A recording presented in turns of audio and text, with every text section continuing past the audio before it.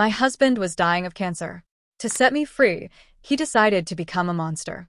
He cheated, openly, without shame. He humiliated me with cruel words, then vanished into cold silence. Eventually, I broke. I agreed to a divorce. That's when his friends, perched on their moral high ground, revealed the truth about his noble intentions about the cancer. My world shattered. In a final act of love and despair, I threw myself from a rooftop.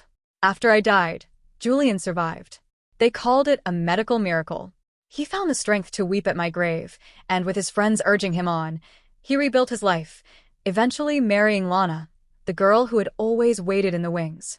And now, I'm back at that party. The night it all began. Julian is laughing, a playful glint in his eye. "Let's get a divorce," he says. I don't flare with anger. I just look at him calmly. Okay. A strange, heavy silence falls over the room. In the sprawling, opulent VIP lounge, I am the only one seemingly oblivious, my head bowed as my spoon traces patterns in a crystal bowl of dessert. The hand Julian had been holding, Lana's, slips slowly from his grasp. His handsome face, once joking about falling for someone else and wanting a divorce, hardens into something ugly rigid. He never expected me to respond like this. He knew how deeply I had loved him, knew even a joke like this should have sent me into a storm of tears and accusations. He expected drama. How could I possibly say, okay, with such unnerving calm? Around us, his friends exchange uneasy glances. The little spectacle they'd crafted, the one where they imagine me collapsing in angry, pathetic tears, crumbles. Their script is shattered, leaving them scrambling. But I feel no triumph. My gaze sweeps across the room, landing finally on Lana's striking, vividly beautiful face. In my past life, she had been my closest friend. I had forgotten that she and Julian had grown up together, practically family. The fiercer she had seemed in my defense, the more loyal she appeared, the deeper and more excruciating the betrayal when she finally stabbed me in the back.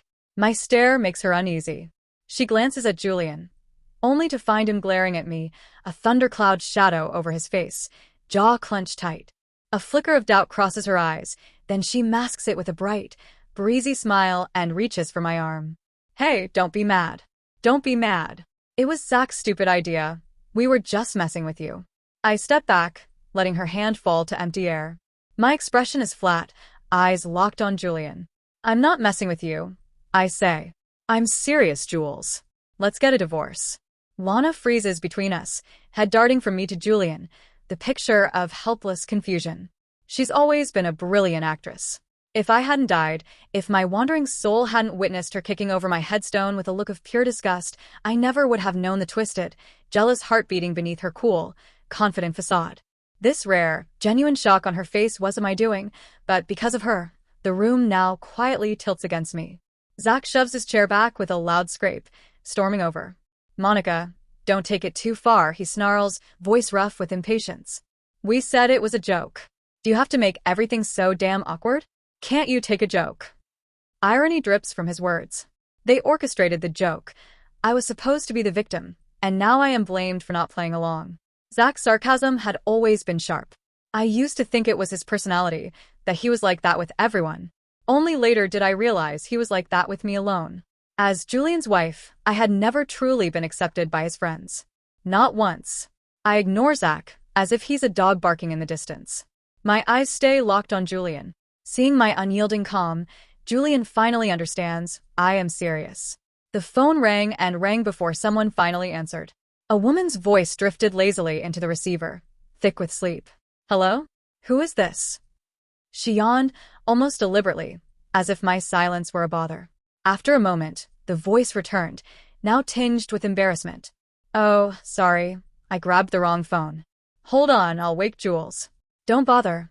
I cut her off, my voice flat, empty. Just tell him I have all the paperwork ready. 3 o'clock this afternoon. City Hall. I hung up before she could respond. I hadn't eaten since last night, but nausea rolled through me. I felt as if I might be sick. I love you. My love is unwavering. What a joke. He could say those words, then lie down with someone else. A cheater is a cheater, no matter the excuses. I remembered my last life, the day I accidentally walked in on them. The pain had been so sharp I almost fainted. I'd screamed, demanded answers, lost all reason. Lana, apologetic and calm, insisted it was a misunderstanding, begged me not to blame Julian. And Julian? He had said nothing, just stood there silently, letting me rage, cry, and throw his past promises back at him, as if carrying some secret sorrow he couldn't speak aloud. By the end, everyone had taken his side. They told me he had reasons, that it wasn't intentional, that I shouldn't be so harsh. They were the ones who had done it. And somehow, I was the villain. His chilling calm made me doubt myself. Was I overreacting? Had I pushed him away with my suspicions, tarnishing his pure friendship with Lana and driving them together out of spite? Lost in confusion, I finally agreed to the divorce. But after Julian handed me the papers, his condition worsened. Zach and the others, unable to watch any longer, cornered me. They blamed me. They screamed that I had pushed him over the edge. Did you have any idea, Zach demanded, that Julian did all of this, the cheating, the cruelty, to push you away so you wouldn't be burdened by him? We had been high school sweethearts. From sharing a desk to sharing a life. Julian had no family left. I was all he had. He knew I would never leave him. So, he chose the most extreme method to force me away. I had just started to accept that he had cheated and no longer loved me. And now they told me he did it because he loved me too much. They said he should have had 2 more years, but my hysteria had worsened his condition. It was all my fault. My mind shattered. One last look at Julian, lying unconscious in the ICU, and I ran to the hospital rooftop, ready to end it all. Looking back now, I was such a fool. This time, I let go. I let go of everything. Hours passed at City Hall. The staff was packing up to leave when Julian finally arrived. I wasn't feeling well. I only woke up half an hour ago, he said before I could speak. His long trench coat hung open over a rumpled shirt. Hair sticking in all directions, he looked as if he'd just rolled out of bed. He glanced at the closed municipal doors and exhaled. I couldn't tell if it was frustration or relief. We'll have to reschedule, he said, voice cool. I turned to leave, unwilling to exchange another word, but his voice stopped me. When you called this morning, Lana answered. What did she say? Something inside me ignited. Resentment boiled over. I spun around, voice dripping with sarcasm. Weren't you two in the same bed? Don't you know what she said? Julian paused.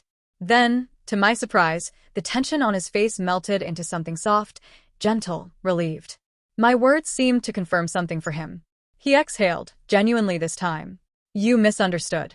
I drank too much last night, and she brought me home. I started feeling sick, so she stayed to look after me. That's all. Absurd though his explanation sounded, I couldn't understand why he even felt the need to explain anything at all, given everything between us. I quickly realized what was happening. In front of me, Julian doubled over, coughing violently, his complexion turning ashen. One hand clutched his chest, and his brows drew together in pain. The fit grew worse with every breath. I couldn't tell if it was real or another one of his performances. Either way, it wasn't my concern. I turned to leave. Footsteps followed, hurried and uneven. Then his hand caught my arm. His grip was firm, desperate. His jaw tightened as he rasped, I told you I'm sick. Don't you care at all? I knew he was ill, seriously so. But that didn't change anything. Let go, I said, frowning and trying to pull away. He didn't. His hold only tightened, his expression darkening. He was the one who had wanted the divorce, yet now that I'd agreed without hesitation, he looked furious. For a long moment, his gaze locked with mine, full of anger and something heavier beneath it. Then, he suddenly shoved my arm away. Another fit of coughing racked his body before he muttered hoarsely, Fine. I'll let you go. His voice trembled with suppressed rage, but there was pain in it too, a quiet ache that lingered between us. I didn't look back. I turned on my heel and walked away. A moment later, a heavy thud echoed behind me. Julian had collapsed. Panic shot through me. I called an ambulance and rode with him to the hospital. After a brief hesitation, I called Lana. She would be his fiancée soon enough, and it felt wrong for me, the soon-to-be ex-wife, to stay by his side. Lana arrived quickly, with Zach beside her. I stood from the bench, ready to tell them Julian was in the emergency room, but Lana didn't give me the chance. Her face was cold and rigid as she stormed toward me and slapped me hard across the face. The sound cracked through the corridor. My cheek burned, my ears ringing. I stared at her, stunned, as she hissed, You're poison. Are you satisfied now? Will you only be happy when he's dead? I raised a trembling hand, ready to strike back, but Zach lunged first. He shoved me violently to the floor, positioning himself protectively in front of Lana. "You dare hit her?" he barked, his face twisted with rage. "Try it again." The polished floor was freezing beneath my palms. I pushed myself up, shaking with anger, when the light above the emergency room door flicked off. The doctor stepped out. Lana immediately rushed forward with Zach close behind. But as he passed me, he paused. Then, without a word, he pressed his expensive leather shoe down on the back of my hand. A scream tore from my throat. Pain flared white-hot, and tears blurred my vision. Through the haze, I saw his face lit by the harsh ceiling lights, his grin distorted, cruel. "Go ahead," he mouthed. "Call the police." In that moment, the past came rushing back, the humiliation, the silent torment, the years of walking on broken glass. My instinct to call for help dissolved into fear. Zach's family had power. Reporting him would be like handing the case over to the man who hurt me. What could I possibly gain from that, except more ridicule? Before, he had at least pretended to restrain himself for Julian's sake. Now that Julian and I were over, he didn't bother hiding his hatred. I used to wonder why. But now I understood. Zach was Lana's shadow. She adored Julian, so Zach admired him. She hated me, so Zach despised me with every breath. I stayed on the cold floor until the throbbing in my hand dulled enough for me to move. Then I forced myself up, gathered what dignity I had left, and walked away, without looking back. That night, I called a moving company, packed everything, and left the city behind.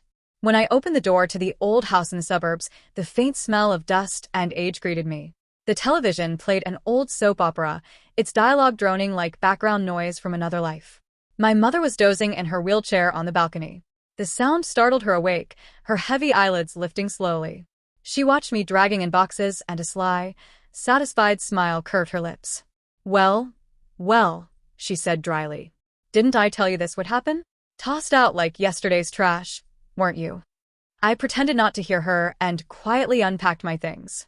My mother straightened in her wheelchair, adjusting the glasses hanging around her neck. She didn't ask what happened. She never did. Instead, she jumped straight to her favorite topic, trying to push the neighbor's son onto me. "I told you not to aim too high," she said sharply. "Why would a rich man ever want someone like you? You've got no figure to speak of. Look at you now, tossed aside after being used for a few years. I never liked that Julian anyway. Good thing you didn't have kids. At least you can still find someone else." She picked up her old flip phone and started pressing the buttons one by one. "I'll call Mrs. Peterson, see if her boy's home. Go freshen up and meet him." I shoved a pile of clothes into a suitcase, my patience snapping. "What, do you think I can't live without a man?" I shot back. "If you like Mrs. Peterson's son so much, why don't you marry him yourself?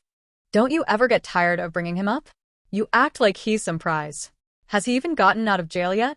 Do you want me to date some unemployed ex-con? Am I even your daughter?" Her face darkened, her eyes narrowing with fury.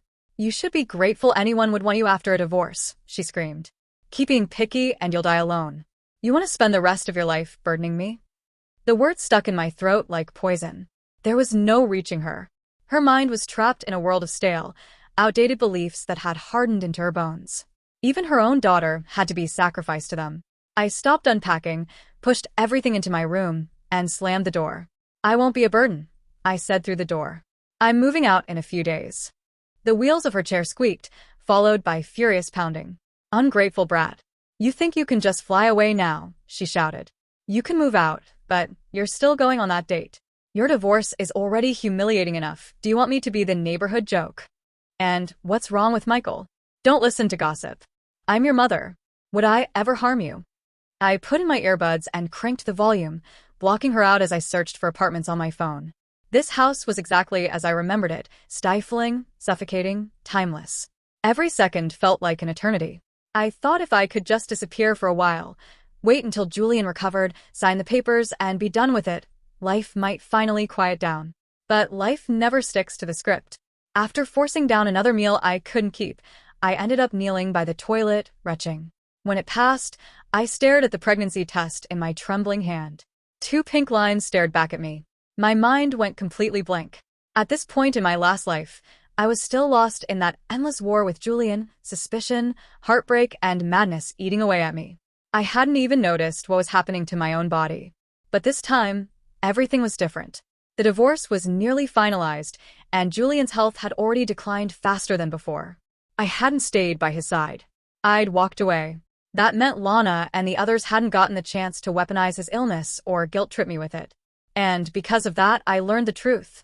I was pregnant, which meant that in my past life, when I jumped, I was already carrying our child.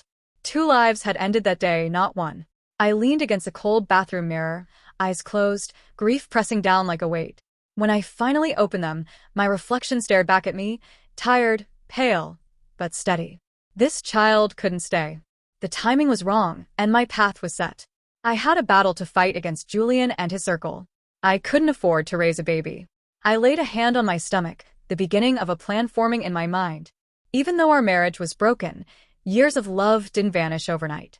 Julian still cared. And as long as he cared, this child, my child, could serve its purpose. I took a shaky breath and whispered, "I'm sorry." The next morning, I slipped out of my room as quietly as I could. But my mother was already awake, sitting on the balcony like a shadow against the dim light of dawn. "Up so early," she said, her tone dripping with mockery. "Which stray are you off to meet?" The word stung, but I forced a smile. "Definitely not your precious Michael." To my surprise, she didn't argue. Her voice softened instead. "I already asked about him. He'll be back in a few days. Just meet him once." Click. I shut the door, cutting her off mid-sentence. I didn't need to hear another word of her tired old speech. At the hospital, I didn't go straight to Julian's room. I stayed in the shadows, watching. He was awake. Lana sat at his bedside, all gentle smiles and tender devotion. Zach came and went, restless. He lingered in the stairwell, smoking one cigarette after another, pacing like a man at war with himself. He couldn't stand to see the woman he loved fawn over his best friend, but he couldn't bring himself to leave either. That's when I decided it was time. I walked down the stairs. Zach heard my footsteps and glanced up. His expression hardened instantly. He took a long drag from his cigarette before muttering, "What are you doing here? Didn't you learn your lesson last time?" I met his glare with a calm smile. "You know, for someone so high-class, Lana's awfully cheap," I said softly. "No shame at all, playing the homewrecker." His whole body stiffened. "Watch your damn mouth," he growled. I stepped closer, lowering my voice. "I've changed my mind. I'm not divorcing Julian anymore." His jaw clenched. "That means she'll never get her chance," I added, my tone dripping with mock sweetness. "But really, a cheap woman like her and a loyal lapdog like you, what a perfect match."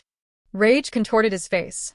He shoved me hard, his hand jerking out before he even realized what he was doing. And that was all I needed. I let my foot slip and fell down the stairs. Zach froze at the top, his cigarette dropping from his fingers as I lay crumpled at the bottom, clutching my stomach. My voice trembled. "My baby." The color drained from his face. He didn't move. Despite immediate medical help, the baby couldn't be saved. Of course, it couldn't. I had taken an abortion pill before I even came here. When I woke up, the first thing I saw was Julian sitting by my bedside. His hospital gown was wrinkled, his eyes red from crying. He reached for my hand, then hesitated halfway and let it fall. "The baby, it's gone," he said hoarsely. Julian had always wanted a child. He had quit smoking, stopped drinking, even reduced his workload, all in preparation for the family we were supposed to have. It was during one of those checkups that the doctors discovered his illness. I let my face crumble, eyes wide with grief, tears slipping down my cheeks.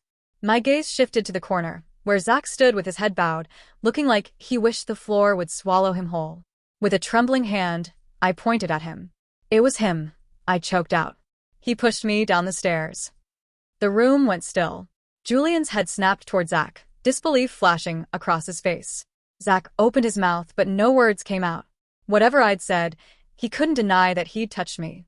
In the next heartbeat, Julian was on his feet, his fist connecting with Zach's jaw in a brutal punch. "Are you insane?" he shouted, his voice cracking. "That was my wife."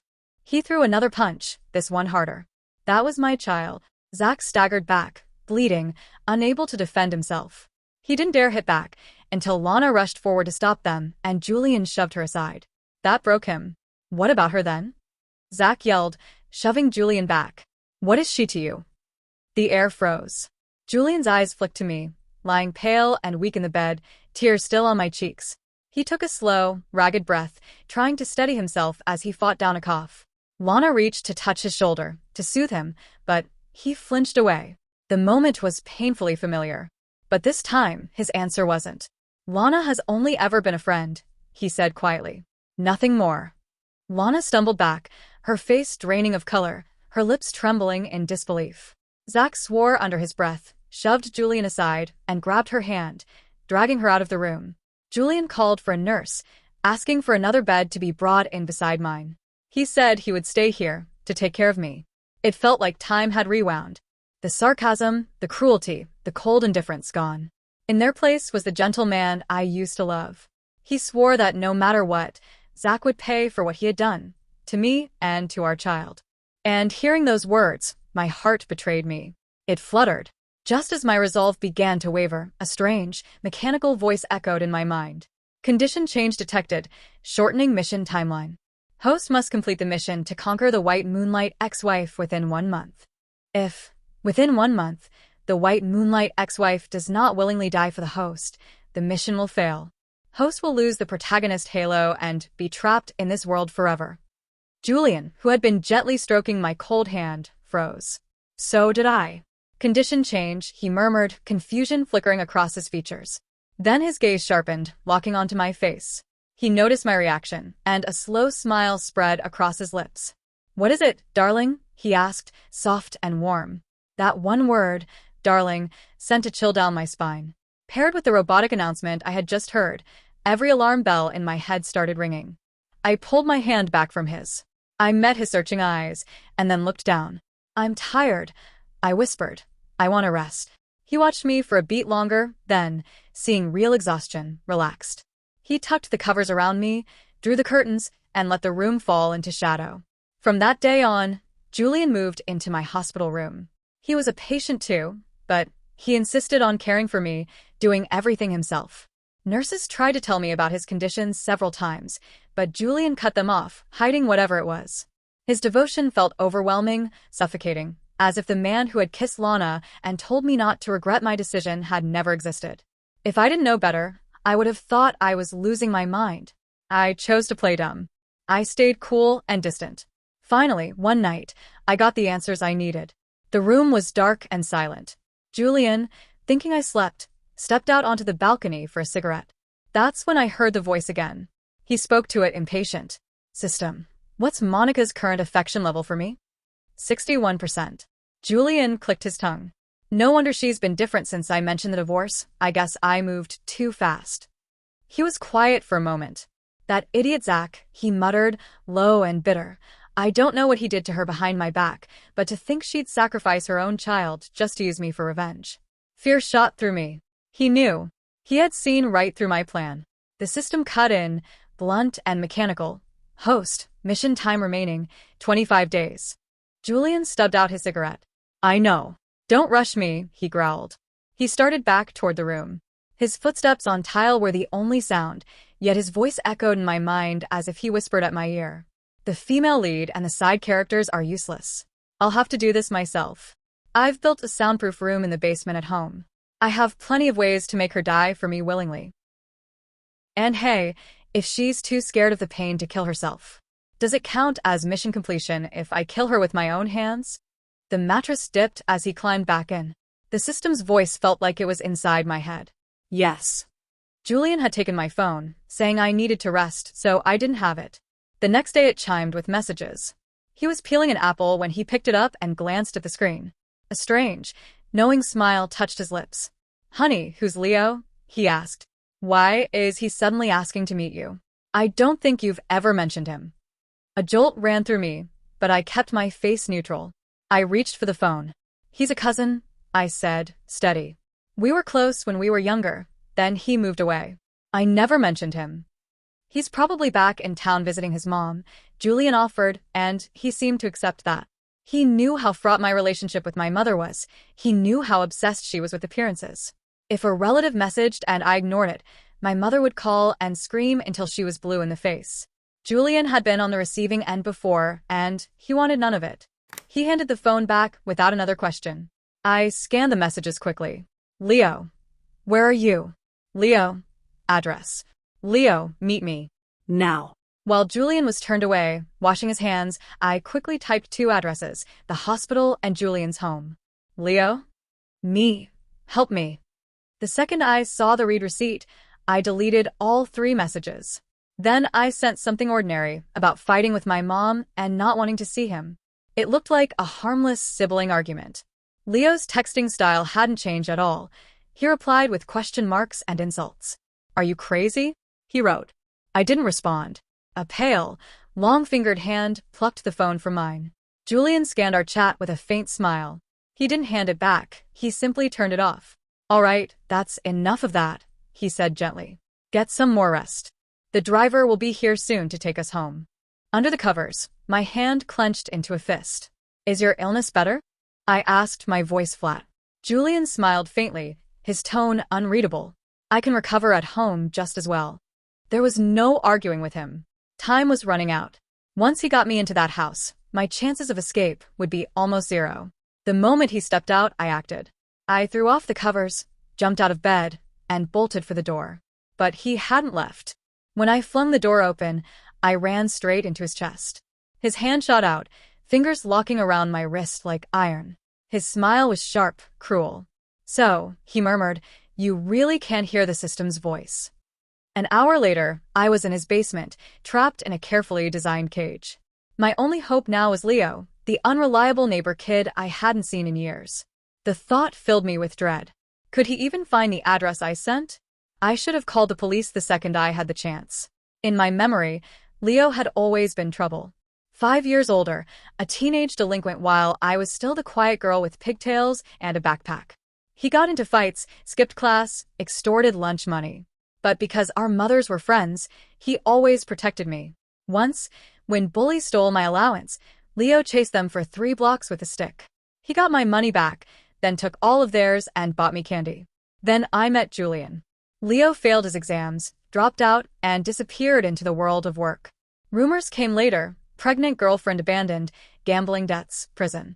The image of that goofy, protective boy faded, replaced by something darker. Even when my mother once suggested I should go on a date with him, all I felt was disgust. And now he was my only hope. The chains around my wrists rattled softly as I shifted. The metallic sound echoed through the sealed room. Before the echo faded, I heard footsteps on the stairs. Julian. He came down wearing a beige sweater and gray lounge pants, the picture of comfort and gentleness.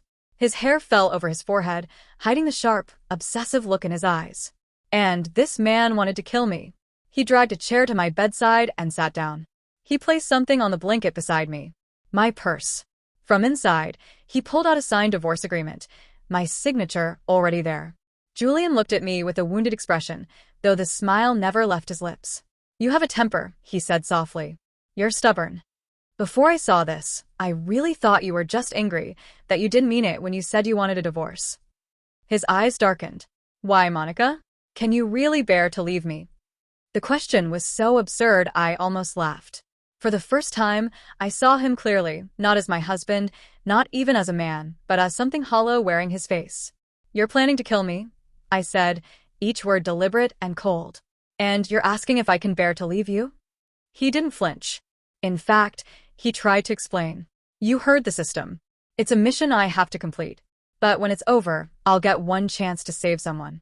He leaned closer, eyes glowing with feverish sincerity. I won't let you die. Even if Lana is the female lead in this world, you're the only one I love. You don't believe me? It wasn't that I didn't believe him. I just couldn't trust a single word.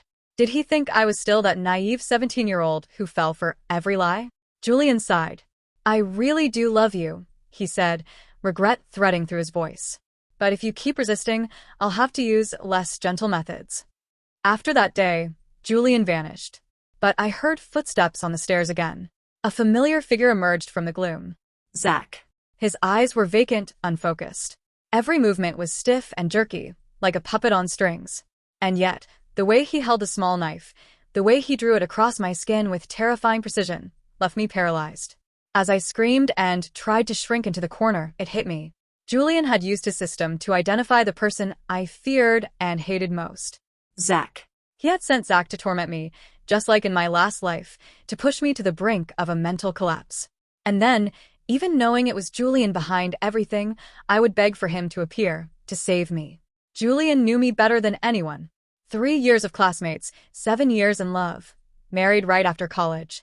Every thought, every fear, every weakness, I had revealed them all to him. He and Zach were the perfect combination of good cop, bad cop, systematically dismantling my sanity. He never showed his face. But after each episode, a new object would appear, a token from him, something to trigger memories of happier times, reminding me of the good even in the depths of my agony. One day, I woke again. This time, it wasn't Zach's demonic face that greeted me. On the bedside table sat a small, cute doll. Next to it, a note, written in Julian's elegant, precise handwriting. "Let's have another baby, okay? Happy face _" Blood from my arms had soaked through the filthy sheets. My hair was tangled, my eyes swollen and red. I stared at the words, at the smiling emoticon, and something inside me snapped. Aha! Boom. The door at the top of the stairs burst open. Someone leaped down, taking the steps 3 at a time. Monica. My scream caught in my throat. A tall man in black leather and combat boots stood in the dark basement. Military buzz cut. Handsome, fierce, angry. He froze when he saw me, then, gritting his teeth, removed his jacket and wrapped it gently around my shivering shoulders. "Don't be scared," he growled. "I'm getting you out of here." Click. A gun cocked behind him. Julian appeared, expression unreadable, pistol trained on Leo's head. Leo didn't flinch. He swept me into his arms and faced Julian without fear. "You think I came alone?" His voice was low, dangerous. "I'm only saying this once. Get out of my way." Julian didn't move. Cold, humorless laughter escaped him. "She's my legal wife. This is just a little marital game. Not even the police can touch me. No one takes her from me." Leo's disgust was palpable. He tightened his grip around me. "A game," he spat. "You call this a game? Look at her." The standoff froze time. Then Leo dropped a bombshell that struck me like lightning, forcing my shattered mind to focus. "If you have any decency left, you'll let us go. Her mother, she's dying. She deserves to see her daughter one last time." My mother, obsessed with appearances, with neighbors' opinions. In reality, she had no real friends, only gossip and bitter resentment. People avoided her. But the elders said she hadn't always been this way.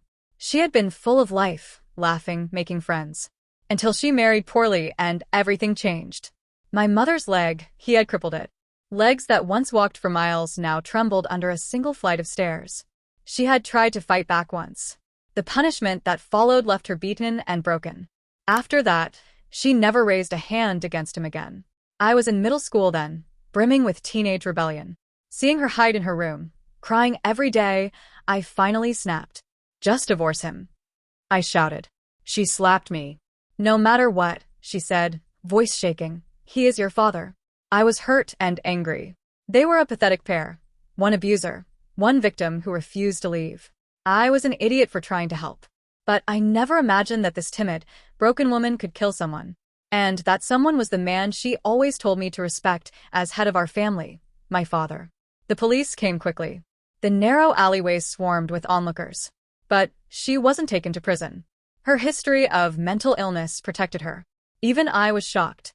She produced a stack of diagnostic reports, each stamped with the official seal of the state hospital. The officers exchanged confused glances. My mother's face was eerily calm. Only I stared at the dates, frozen in disbelief. After that, the neighbors avoided us like a plague.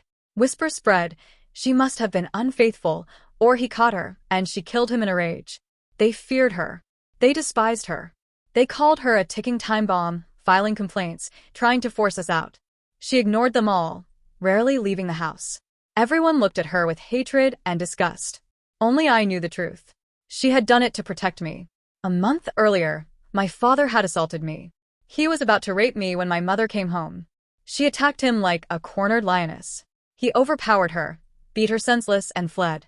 My mother and I huddled together, sobbing. I don't know what decision she made that night.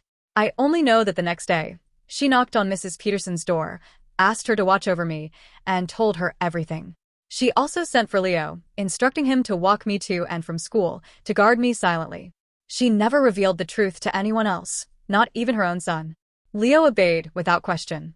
He left his gang life behind and became my loyal, silent protector. A month passed without incident. Then the day came. I stood numb in a crowd as the police led my mother away. She was covered in blood, but her expression was serene, almost proud. She held her head high, eyes scanning the crowd. She tried to speak to me. Her words from that day merged with the memory of my teenage rebellion. No matter what, a mother would never do anything to hurt you.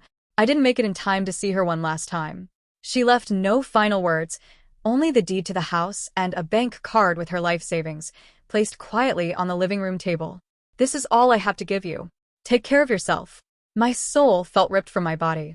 I moved through the world in a daze, grief-stricken yet numb. The tears wouldn't stop, streaming endlessly until I collapsed beside her empty wheelchair, the world fading to black.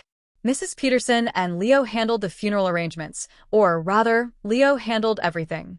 Without her restraining me, I would have tried to climb into the coffin, to be buried with her. Then it hit. Warning. Warning. Mission time remaining. 1 day. Host must complete the mission immediately, or it will be declared a failure. My head snapped up. Julian stood a short distance away, watching silently. In his hand gleamed a silver pistol. The sky overhead was overcast, the wind damp and heavy, whipping the hem of his black coat. Pinned to his lapel was a single white rose, as if in mourning. We stared at each other across the graveyard for a long moment.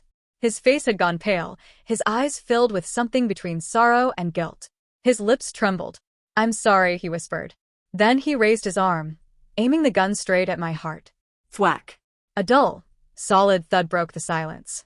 Julian collapsed, the pistol flying from his grasp. A dirt-covered shovel clattered beside him, and another hand reached down to pick up the weapon, a larger, steady hand. Leo stood there, gripping the gun in one hand and the shovel in the other. "What is this, a movie?" he muttered, annoyed. "You really think no one else is around?" He pressed one boot on Julian's back, keeping him pinned as he pulled out his phone and dialed 911. The whole thing was so absurd, I almost laughed. I turned back toward the fire pit and quietly fed more paper offerings to the flames. A soft breeze passed through the cemetery, making the fire whirl upward into a bright spiral of light. It spun once, twice, before fading into the wind, taking the ashes with it. As dusk fell and the last embers dimmed, I could almost hear the distant chime of the system's final announcement. Julian's mission failed. The divorce went through smoothly. With Leo's testimony and the evidence from the basement, Julian was charged with spousal abuse and attempted murder.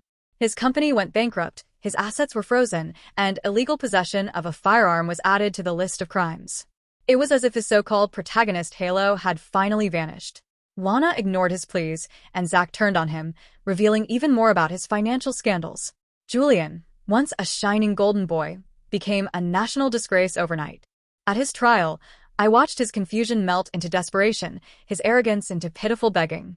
That was when I finally saw him for what he truly was, not a tragic hero, just a weak man stripped of luck and power. He was sentenced to death.